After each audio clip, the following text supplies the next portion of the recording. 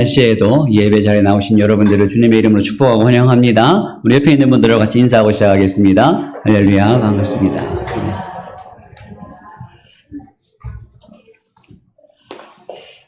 네, 감사합니다.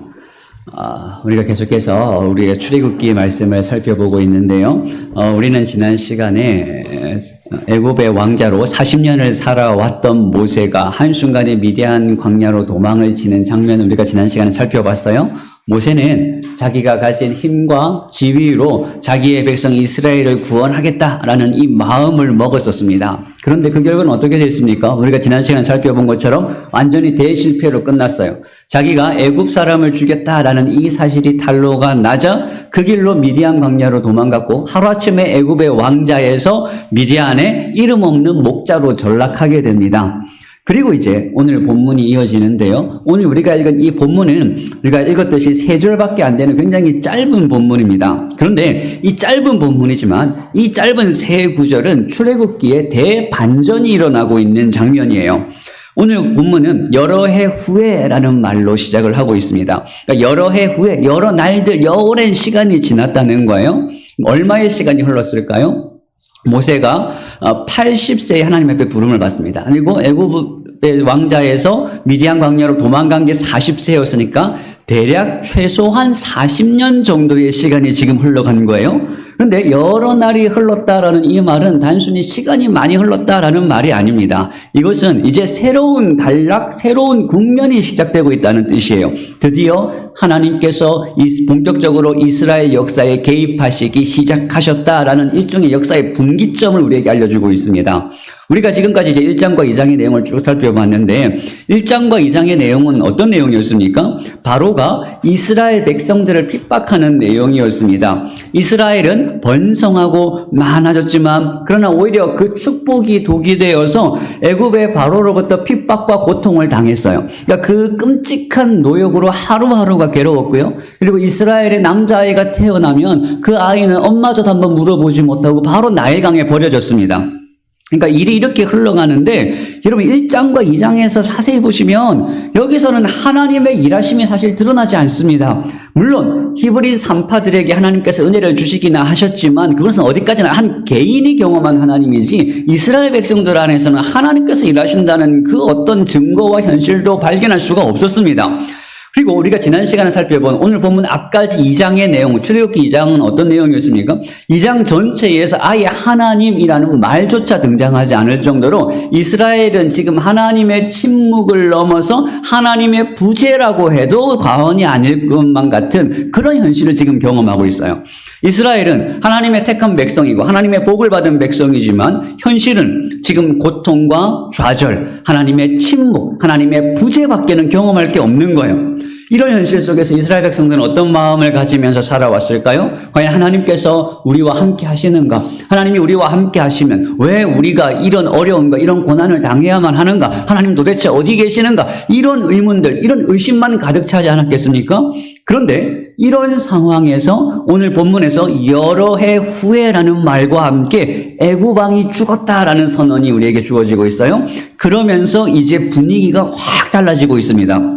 여러분 오늘 본문을 보시면 이제 마치 지금까지 기다렸다는 듯이 하나님이라는 말이 지금까지 등장하지 않다가 오늘 본문으로부터 시작해서 하나님이라는 말이 쏟아지기 시작을 합니다. 여러분 오늘 본문을 보세요. 하나님이라는 말이 몇 번 등장합니까? 오늘 본문 23절 마지막에 부르짖는 소리가 하나님께 상달된지라 라는 말부터 시작해서 24절부터는 아예 한 문장마다 하나님이라는 말을 계속 반복하고 있어요. 24절과 25절에는 총 4개의 동사가 등장합니다. 4개의 동사가 등장하는데 동사가 사용될 때마다 굳이 반복하지 않아도 될 하나님이라는 말을 의도적으로 반복하고 있습니다. 24절에 하나님이 그들의 고통 소리를 들으시고 하나님이 아브라함과 이삭과 야곱에게 세운 그의 언약을 기억하사 25절에 하나님이 이스라엘 자손을 돌보셨고 하나님이 그들을 기억하셨더라. 드디어 이제 하나님께서 일하시기 시작하셨고 이제 드디어 하나님의 시간이 시작이 되었다는 거예요. 이제 하나님께서 임재하시고 하나님께서 역사하신다라는 이 기대감을 불러일으키고 있는 것입니다. 마치 축구 경기에서 전반전은 수비만 계속 가면서 잔뜩 움츠려 있다가 이제 중간에 쉬는 시간이 끝나고 후반전이 시작될 때 이제 팀의 에이스 손흥민이 교체 투입되면서 이제부터 본격적으로 시작이야. 이제 그런 기대감을 지금 불러일으키고 있는 게 오늘 본문이에요. 그런데 오늘 본문은 단순히 이제 그런 기대감만 불러일으키는 것이 아니라 오늘 본문을 통해서 하나님께서 우리 삶 속에서 우리가 드리는 이 기도, 이 성도의 부르짖음에 어떻게 응답하시는가를 우리에게 보여주고 있습니다. 자, 오늘 본문을 다시 보시면 여러 해 후에 애굽 왕이 죽었다라는 말로 시작을 하고 있는데 지금까지 이스라엘을 박해하던 핍박하던 그 왕이 드디어 죽은 거예요. 또 모세의 입장에서는 모세를 죽이려고 했던 그 바로 왕이 이제 죽은 것입니다. 그런데 이 왕만 죽으면 이제 좀 살만해질 줄 알았는데 그 왕만 없으면 좀 고통에서 해방이 될 줄 알았는데 그런데 이스라엘의 현실은 여전히 변하지 않습니다. 여전히 고통스러워요. 여전히 괴롭습니다.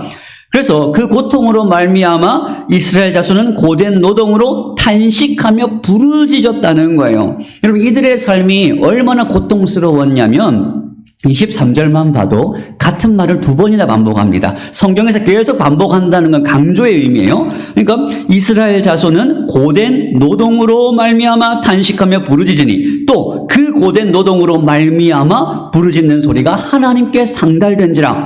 그러니까 이스라엘은 고된 노동으로 말미암아 부르짖었다. 이 말을 지금 두 번이나 같은 말을 반복하고 있는 거예요. 그러니까 얼마나 부르짖었는지 그냥 부르짖은 것이 아니라 23절에 탄식하며 부르짖었다는 거예요. 근데 이 탄식하며 부르짖었다라는 이 말은 어떤 구체적인 기도를 드렸다라는 말이 아니라 그들의 고통으로 신음과 탄식이 그들의 입에서 터져 나왔다라는 말이에요. 어떤 정리된 말도 없고 그냥 믿음의 고백도 없는 채로 그냥 그들의 고통이 너무 힘들어서 신음과 탄식으로 그들의 입에서 터져 나오는 것이죠. 그런데 이런 신음의 탄식은 어떤 신앙적인 믿음에서 나오는 기도를 드렸다 이런 말은 아닌 것 같아요.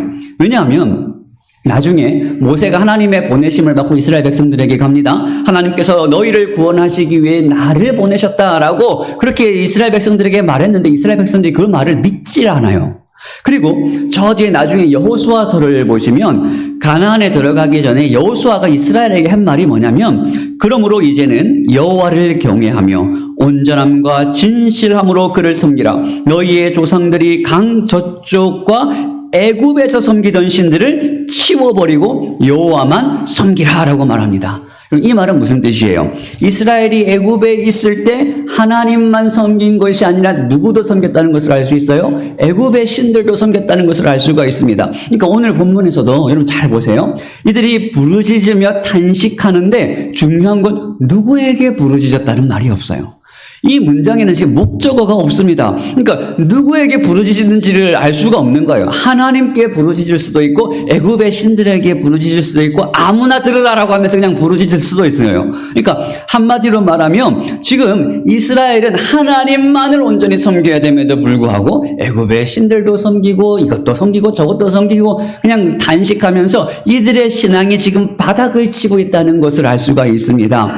그러니까 여러분 이스라엘이 긴 시간 동안 최소한 40년이에요. 더 긴 시간 동안 이들이 고난을 당하다 보니까 그 긴 시간의 고난이 이스라엘로 하여금 신앙이 바닥을 치게 만드는 거예요. 여러분 우리도 고난이 계속되면 우리의 믿음이 흔들릴 수밖에 없습니다. 고난이 계속되고 끝날 기미도 보이지 않고 그 고난이 한평생 지속이 되는 것처럼 보여요. 여러분 이스라엘은 40년입니다. 40년은 그 기간 동안 수많은 사람들이 죽었다가 태어나기를 반복했겠죠. 죽고 태어나기를 반복해도 그들의 삶이 바뀌지가 않습니다. 이런 계속되는 고난 속에서 끝날 기미도 없는 이 고난 속에서 아무 응답과 삶의 변화가 없다면 여러분 우리의 믿음은 그냥 곤고해질 수밖에 없습니다. 그냥 황폐해질 대로 황폐해질 수밖에 없는 거예요. 여러분 오랜 지속되고 변화되지 않는 고통 속에서 우리는 왜 하나님께서 우리의 부르짖음과 우리의 기도 가운데 응답하시지 않는가? 이런 불평과 원망이 우리 마음속에 생길 수가 있습니다. 그러다가 어느 지점이 넘어가기 시작하면 이제는 기도조차 나오지 않아요. 기도조차 할 힘마저 소망마저 사라지는 거예요. 이제 뭘 기도해야 될지도 모르겠고 누구에게도 기도해야 될지도 모르는 그런 상황을 맞닥뜨리게 되는 것입니다. 그러면 깊은 한숨만 나오고 가슴 깊은 곳에서는 말보다는 신음만 흘러나오고 기도가 그냥 탄식으로 바뀌기 시작하는 거예요. 지금 이스라엘이 이런 현실, 이런 상황을 맞닥뜨리고 있는 것입니다. 여러분들은 혹시 이런 것을 경험해 보지 않으셨습니까? 여러분들이 오랜 기간 동안 고통과 기도 제목을 가지고 하나님 앞에 부르짖고 기도했는데 하나님께서 응답하시지 않고 또 아무런 어떤 하나님께서 일하시고 역사하시고 하나님께서 내 기도를 들으신다는 확신도 들지 않을 때, 그런데 현실과의 어려움은 계속해서 지속적으로 바뀌지 않고 현실은 그대로 있을 때 여러분들의 영혼이 곤고해지고 우리의 마음이 메말라지는 이런 어려움들, 이런 답답함들을 여러분들 혹시 경험해 보지 못하셨습니까? 내가 평생을 기도해 왔지만 그 기도가 응답되지 않는 것처럼 느껴지는 그 마음의 곤고함과 메마름을 우리가 경험할 때가 있습니다. 이런 답답함과 이런 절망을 지금 이스라엘 백성들이 경험을 하고 있는 것이죠. 자, 그러면 왜 하나님께서는 그런 오랜 시간 동안 이스라엘 백성들을 그냥 그런 고통 속에서 남겨두셨을까요? 왜 침묵하고 그들의 기도를 듣지 않으시는 것처럼 보일까요? 오늘 본문은 그 이유를 이렇게 설명합니다. 24절에 보시면 하나님이 아브라함과 이삭과 야곱에게 세운 그 언약을 어떻게 하셨다고요? 기억하셨다는 거예요. 그러니까 그 언약 때문에 기다리신 거예요. 어떤 언약입니까? 우리가 지난 시간에 살펴본 것처럼 하나님께서 아브라함과 언약을 맺으신 것이 창세기 15장 13절이에요. 거기서 하나님께서 아브라함에게 하신 말씀이 그들은, 그러니까 아브라함의 자손들 이스라엘은 400년 동안 애굽으로부터 괴롭힘을 당할 것이다라고 하나님께서 말씀을 하셨습니다. 그러니까 하나님께서는 이스라엘이 애굽에서 고난당하는 시간을 400년으로 정해 놓으셨어요. 왜 400년으로 정해 놓으셨습니까? 아직 아모리 족속의 죄가 관영하지 않았기 때문이다라고 그 이유를 말씀해 주셨어요. 아직 아모리 족속의 죄가 관영하지 않았기 때문에, 가나안 족속의 죄가 아직 다 차지 않았기 때문에 이스라엘로 하여금 기다리게 하신 것입니다. 그러면 그들의 죄가 얼마나 차야 될까요? 우리는 그것을 알 수가 없어요. 그냥 하나님께서 정하신 때가 있고, 그리고 그 때를 하나님께서 지금 기다리신다는 것밖에는 우리가 알 길이 없습니다. 그러니까 하나님께서는 우리의 기도를 듣지 않으시는 것이 아니라, 나의 기도를 듣지 않으시는 것이 아니라 하나님께서는 더 큰 이유가 있다는 것을 우리가 알 수가 있죠. 우리는 항상 우리의 상황과 우리의 아픔을 가지고 기도하지만, 그러나 하나님께서는 나의 기도만이 아니라 다른 모든 상황과 모든 것을 고려하시고 헤아리셔서 우리의 기도에 응답을 하십니다. 그런데 우리는 우리의 상황만 알 수 있고 우리의 상황만 볼 수 있기 때문에 하나님께서는 나의 기도에 응답하지 않는다라고 그렇게 생각할 수밖에 없는 거예요. 그래서 우리는 우리의 상황, 나의 현실, 내 눈앞에 있는 것만 보고 판단할 수밖에 없습니다.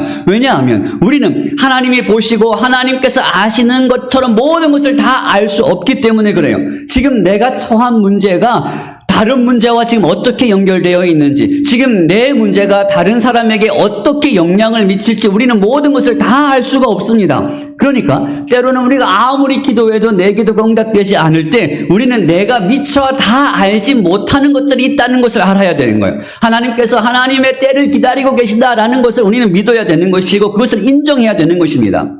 그럼 오늘 본문의 모세를 보세요. 모세가 광야에서 40년 동안 하나님의 훈련을 받고 있다는 사실, 하나님께서 모세를 낮추시고 지금 연단하고 계시다는 사실을 우리는 알고 있습니다. 어떻게 알 수 있습니까? 우리는 성경을 통해서 모세의 역사를 처음부터 끝까지 한 번에 말씀으로 그 결과까지 어떤 영향을 미치게 될 것까지를 한 번에 전부 다 알고 지금 모세의 상황을 보니까 지금 모세가 어떤 처지에 있다는 것이 보여요. 그런데 그 현실에 있는 모세는 그게 안 보여요. 그러니까 모르는 거예요. 이게 40년이 될지 50년이 될지 모세는 끝도 알 수 없는 그냥 광야의 고난과 고독 속에 그냥 남겨져 있는 것입니다. 그런데 모세는 모르지만 우리는 알고 있어요. 알면 보이는데 모르면 한 치 앞도 보이잖아요. 그러니까 우리도 이런 답답함 때문에 늘 조급하고 늘 답답해하는 것입니다. 그러나 하나님께서는 하나님의 뜻 가운데 하나님의 시간표대로 하나님의 때를 따라서 역사하시는 분이십니다.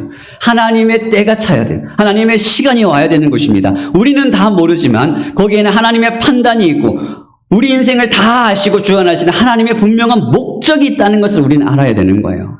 그러니까 하나님의 침묵은 하나님께서 우리를 외면하고 계시다라는 증거가 아닙니다. 하나님께서 아무 일도 하고 계시지 않으신다는 것이 아니에요. 하나님께서 우리의 상황을 모르시는 것이 아닙니다. 하나님께서는 우리의 기도를 들으시는 하나님이십니다. 하나님께서는 우리의 모든 신음소리와 부르짖음을 다 들으시고 우리를 기억하시고 우리를 돌보시고 우리를 아시는 하나님이십니다.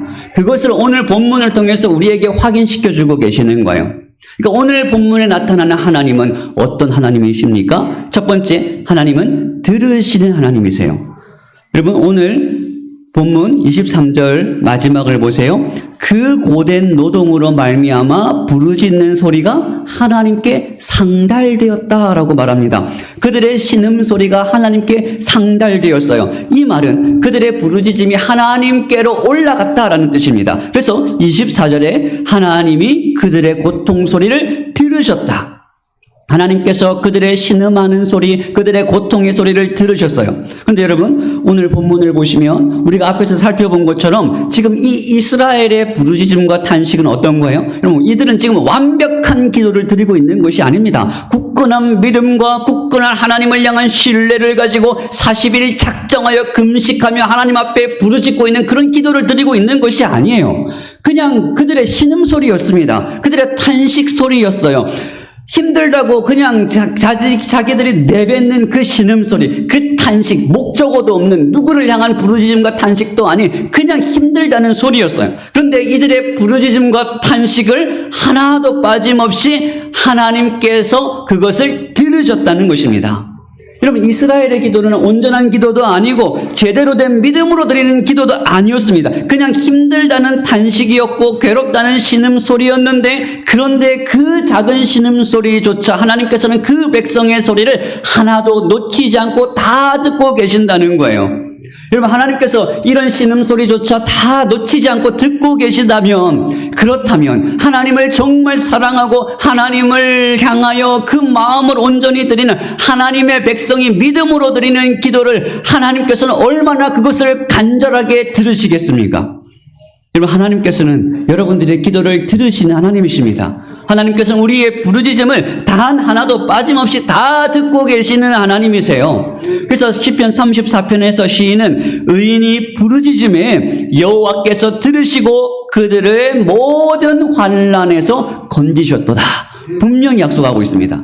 또 예레미야 33장 3절에서도 너는 내게 부르짖으라, 내가 내게 응답하겠고 내가 알지 못하는 크고 은밀한 일을 내게 보이리라 라고 말씀하고 계십니다. 여러분, 이 말씀은 예레미야가 감옥에 갇혀 있을 때 하나님께서 예레미야에게 하신 말씀이에요. 예레미야가 낙심하여 주저앉아 있을 때 하나님께서는 예레미야를 향하여 너는 내게 부르짖으라, 너는 낙심하지 말고 두려워하지 말고 기도하고 부르짖으라고 그렇게 명령하고 계십니다. 기도하고 부르짖을 때 기도하지 않으면 알 수 없는 크고 비밀한 일을 내가 너에게 보여줄 것이다, 너는 나를 찾으라 라고 그렇게 하나님께서 예레미야에게 말씀하고 계시는 거예요. 여러분, 우리는 이 하나님의 이 신실하심, 우리의 기도를 들으신다는 이 신실하심을 믿고 하나님 앞에 간절히 부르짖어야 되는 것입니다. 그랬을 때 하나님께서는 그분의 때에 우리의 기도를 들으시고 하나님의 방법대로 담대하게 우리의 삶 속에서 드리는 그 기도를 들으시고 역사하실 줄로 믿습니다. 하나님은 우리의 기도를 들으시는 하나님이십니다. 두 번째, 하나님은 어떤 하나님이신가요? 하나님께서는 기억하시는 하나님이십니다. 자, 오늘 보면 24절을 보시면 하나님이 아브라함과 이삭과 야곱에게 세운 그의 언약을 기억하셨다라고 기록하고 있어요. 하나님께서 기억하셨다는 것은 이전까지는 잊고 계시다가 그들이 부르짖자 이제야 그 소리를 듣고 기억하셨다라는 뜻이 아니에요. 여러분, 하나님께서는 뭔가를 잊어버리시는 분이 아닙니다. 뭔가를 빠뜨리시는 분이 아니에요. 우리야 하나님의 말씀을 잊어버리고 우리가 바쁘고 분주하면 하나님을 잊고 살아가지만 하나님은 절대 우리를 잊으시는 분이 아닙니다. 그런데 뭔가를 잊지 않으시는 그 하나님께서 우리를 기억하셨다라는 것은 하나님의 그 언약의 때가 지금이라는 사실을 하나님께서 기억하셨다라는 거예요. 그래서 성경에서 하나님께서 기억하셨다, 이 하나님의 기억하심은 항상 하나님의 구원과 연결이 됩니다. 창세기 8장 1절을 보시면 하나님께서 온 세상을 홍수로 심판하실 때 하나님이 노아와 그와 함께 방주에 있는 모든 들짐승과 가축을 어떻게 하셨다고요? 기억하셨다는 거예요. 하나님께서 노아와 그 가족과 그 생물들을 기억하시고 그 순간부터 이제 이 노아를 구원하시기를 시작하십니다. 또 누가복음 1장 72절에서 마리아는 예수님의 탄생을 우리 조상을 긍휼히 여기사 그 거룩한 언약을 기억하셨으며 라고 말합니다. 그러니까 하나님의 기억하심이 예수 그리스도를 통한 구원의 시작으로 연결이 되는 거예요. 그러니까 하나님의 그 기억하심, 하나님께서 이스라엘을 구원하시는 그 출발점은 하나님께서 이스라엘과 언약을 맺은 그 언약을 기억하심으로부터 시작이 되는 것입니다. 이 말은 하나님께서 이제 이스라엘을 구원하실 건데 이스라엘이 구원을 얻는 것은 이스라엘의 구원을 받을 만큼 그렇게 믿음이 신실해서도 아니고 이스라엘이 정말 제대로 회개해서도 아니고 그들의 태도가 신실해서 그들을 구원하시는 것이 아니라 오히려 이스라엘의 모습은 그 반대죠. 그럼에도 불구하고 그들의 모습과 그들의 연약함에도 상관없이 하나님께서는 이스라엘과 맺은 그 언약을 기억하셨기 때문에 그들을 구원하시는 것입니다. 여러분, 하나님께서 왜 우리의 기도를 들으시겠습니까? 그것은 우리의 믿음의 신실함이나 우리의 믿음이 대단하기 때문에 그것이 근거가 되어서 우리의 기도를 들으시는 것이 아니에요. 우리는 좀 부족할 수 있습니다. 여러분, 우리의 기도는 불완전할 수 있어요. 우리가 기도를 탁월하게 하고 잘 짜여진 정말 기도를 멋지게 유창하게 해야지만 제대로 기도해야지만 하나님께서 우리의 기도를 들으시는 것이 아닙니다. 물론 기도는 잘하면 좋죠. 기도를 잘할수록 우리에게 더 유익이 됩니다. 그러나 우리의 기도의 탁월함이 기도의 응답의 근거가 되지는 않아요. 하나님께서 우리의 기도를 들으시는 것은 우리와 맺으신 언약을 근거로 해서 그 하나님의 약속, 우리의 기도를 우리의 부르짖음에 하나님께서 응답하시겠다는 그 약속을 근거로 해서 하나님께서 우리의 기도를 들으시는 것입니다. 예수 그리스도와 십자가에서 피로 맺으신 그 영원한 언약을 근거로 하여 하나님께서 우리의 기도를 들으시는 거예요. 그러니까 여러분, 우리의 기도가 좀 부족해도 괜찮습니다. 나는 기도를 잘 못해. 그럼 잘 못해도 괜찮습니다. 내가 뭘 기도해야 될지도 모르겠고 어떻게 기도해야 될지도 모르신다면 그냥 하나님 앞에 나와 엎드려 주여라고만 외쳐도 하나님께서는 이미 여러분들이 하나님 앞에 나오는 그 순간 여러분들의 모든 필요를 다 아시고 이미 여러분들이 구할 바를 아시는 하나님이십니다. 그러니까 하나님께서 우리의 기도의 탁월함을 들으시는 것이 아니라 그 앞에 엎드려지는 우리의 믿음과 하나님과 우리와 맺은 그 언약을 근거로 해서 하나님께서는 우리의 기도를 들으시는 거예요. 그러니까 여러분, 하나님 앞에 나가기를 힘쓰시기를 바랍니다. 하나님 앞에 담대함으로 나가시기를 바랍니다. 그때 하나님의 기도의 응답이 여러분들에게 주어지는 것입니다. 그리고 하나님은 어떤 하나님이시냐면 세 번째로 하나님 우리를 돌보시는 하나님이십니다. 25절에 하나님이 이스라엘을 돌보셨다고 했는데 사실은 이게 돌보다 케어하다라는 의미가 아니라 보신다, 보다라는 의미입니다. 그러니까 하나님은 어떤 하나님이시냐면 우리를 보시는 하나님이십니다. 우리를 보시기 때문에 우리의 모든 고통을 다 아십니다. 우리를 보시기 때문에 우리의 모든 상황을 다 아십니다. 우리를 보시기 때문에 우리의 모든 것을 다 이해하시는 하나님이세요. 다른 사람들은 심지어 내 남편과 내 아내조차도 내 심정을 다 이해하지 못할지라도 내 마음을 다 내밀한 속까지 다 몰라줘도 그러나 하나님은 다 아시고 다 보시는 하나님이십니다. 그래서 시편 33편에서 시편 기자는 여호와께서 하늘에서 굽어보사 모든 인생을 살피시며 곧 그가 거하는 곳에서 세상의 모든 거민들을 굽어 살피시는도다. 그는 그들의 모든 마음을 지으셨으며 그들이 하는 일을 굽어 살피시는 이로다. 여러분, 하나님께서 여러분들을 모른다라고 생각하지 마세요. 여러분들의 마음을 지으신 분이 하나님이십니다. 하나님께서 여러분들의 마음을 지으셨기 때문에 여러분들의 마음까지도 다 아세요. 다 아시고 다 살피시고 다 이해하시는 하나님이십니다. 그래서 우리는 우리의 상황을 하나님 앞에 구구절절 다 설명하지 않더라도 그것을 다 내어놓지 못하더라도 하나님은 이미 다 아시기 때문에 여러분들을 너무나도 잘 아세요. 그리고 마지막으로 하나님은 어떤 분이시냐면 우리를 아시는 하나님이십니다. 25절 마지막에 하나님이 그들을 기억하셨다라고 말하는데 원래는 이제 아셨다라는 뜻이에요.